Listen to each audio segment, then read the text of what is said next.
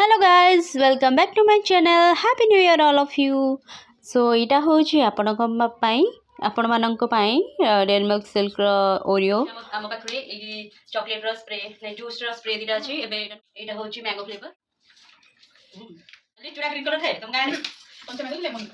यहाँ जड़ा नहीं कौन फ्लेवर तो ये आम पाखे अवेलेबल अच्छे आम खाऊ वीडियो